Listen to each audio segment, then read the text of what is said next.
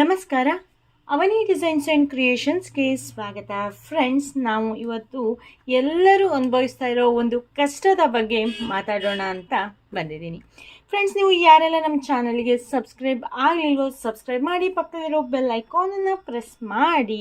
ಹಾಗೆ ನಮ್ಮ ಅವನಿ ಕಿಚನ್ ಮಾರಂಗೋಲಿನೂ ಕೂಡ ಸಬ್ಸ್ಕ್ರೈಬ್ ಮಾಡಿ ಸಪೋರ್ಟ್ ಮಾಡಿ. ನಮ್ಮ Facebook page Avani designs kitchen and rangoli ಅದನ್ನು ಕೂಡ ಫಾಲೋ ಮಾಡಿ. ನಿಮಗೆ ಬೇಕಾಗಿರೋ ಎಲ್ಲ ಮೆಟೀರಿಯಲ್ಸ್ಗಳಿಗಾಗಿ ತುಮಕೂರಿನ ಕವಿತಾ ಎಂಟರ್ಪ್ರೈಸಸ್ ಅವರ ವೆಬ್ಸೈಟನ್ನು ಓಪನ್ ಮಾಡಿ ನಿಮಗೆ ಬೇಕಾದ ಮೆಟೀರಿಯಲ್ಸ್ಗಳನ್ನು ತರಿಸ್ಕೊಳ್ಳಿ. ಅವರ ವೆಬ್ಸೈಟ್ ಲಿಂಕನ್ನು ನಾನು ಡಿಸ್ಕ್ರಿಪ್ಷನ್ ಬಾಕ್ಸಲ್ಲಿ ಹಾಕಿರ್ತೀನಿ. ಈಗ ಏನಪ್ಪ ಪ್ರಾಬ್ಲಮ್ ಅನ್ನೋದನ್ನು ನೋಡೋಣ ಬನ್ನಿ. ಸಿಲ್ಕ್ ಥ್ರೆಡನ್ನು ಇಟ್ಟಿರ್ತೀವಿ, ಒಂದು ತೆಗೆದ ತಕ್ಷಣ ನಾವು ಜಸ್ಟ್ ಹೀಗೆ ಎಸಿತೀವಿ. ಎಷ್ಟೋ ಸರಿ ನಾವು ಹೀಗೆ ಎಸ್ದಿರ್ತೀವಿ, ಆದರೆ ಏನಾಗಿರುತ್ತೆ, ಈ ರೀತಿಯಾಗಿ ನಾಟ್ ಆಗಿಬಿಡುತ್ತೆ. ಪ್ರತಿ ಸರಿನೂ ಎಷ್ಟು ದಾರ ವೇಸ್ಟ್ ಆಗುತ್ತೆ ಅಲ್ವಾ ಫ್ರೆಂಡ್ಸ್.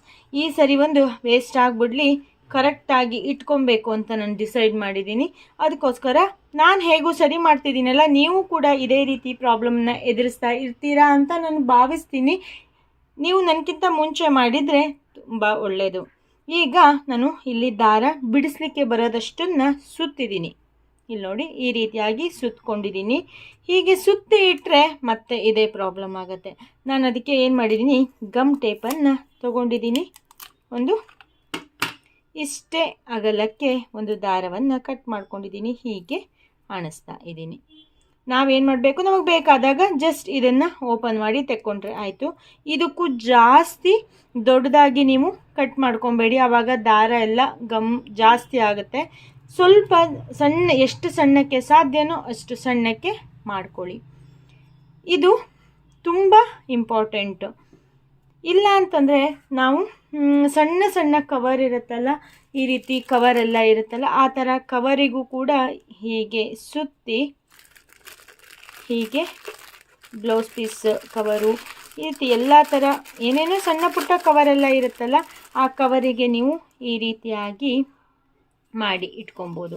ಆವಾಗ ನಮಗೆ ದಾರ ಗಂಟಾಗೋದು ಸ್ವಲ್ಪ ಮಟ್ಟಿಗೆ ಕಡಿಮೆ ಆಗುತ್ತೆ.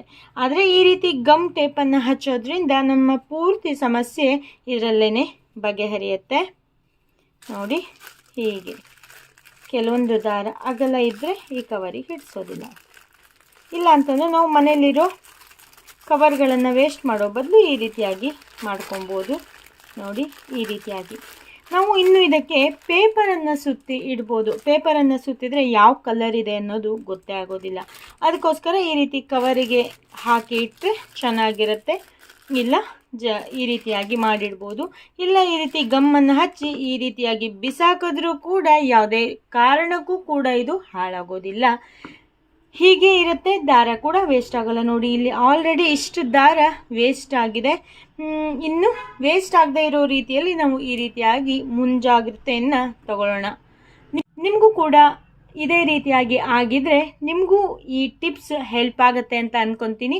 ನೀವು ಕೂಡ ಈ ಟಿಪ್ಸನ್ನು ಫಾಲೋ ಮಾಡಿ ಅಂತ ಹೇಳ್ತಾ ನಾನು ಈ ವಿಡಿಯೋವನ್ನು ಇಲ್ಲಿಗೆ ಮುಗಿಸ್ತಾ ಇದ್ದೀನಿ. ಫ್ರೆಂಡ್ಸ್, ನೀವು ಯಾರೆಲ್ಲ ನಮ್ಮ ಚಾನಲ್ಗೆ ಸಬ್ಸ್ಕ್ರೈಬ್ ಆಗದೆ ಇದ್ದರೆ ಪ್ಲೀಸ್ ಸಬ್ಸ್ಕ್ರೈಬ್ ಆಗಿ. ಮಾರಂಗೋಲಿ ಅವನಿ ಕಿಚನಿಗೂ ಕೂಡ ಸಬ್ಸ್ಕ್ರೈಬ್ ಮಾಡಿ ಸಪೋರ್ಟ್ ಮಾಡಿ ಅಂತ ಹೇಳ್ತಾ ಇಲ್ಲಿಗೆ ಈ ವಿಡಿಯೋವನ್ನು ಮುಗಿಸ್ತೀನಿ. ನಿಮಗೂ ಏನಾದರೂ ಹೊಸ ರೀತಿಯಾದ ಟಿಪ್ಸ್ ಗೊತ್ತಿದ್ದರೆ ಕಾಮೆಂಟ್ ಬಾಕ್ಸಲ್ಲಿ ತಿಳಿಸಿ. ನೆಕ್ಸ್ಟ್ ವಿಡಿಯೋದಲ್ಲಿ ಮತ್ತೆ ಸಿಗ್ತೀನಿ. Thank you, bye, take care, ಶುಭ ದಿನ. ವಿಡಿಯೋ ನೋಡಿದ್ದಕ್ಕಾಗಿ ಧನ್ಯವಾದಗಳು. ನೆಕ್ಸ್ಟ್ ಅಪ್ಡೇಟಿಗಾಗಿ ಕಾಯ್ತಾ ಇರಿ. Thank you, bye, take care, ಶುಭ ದಿನ.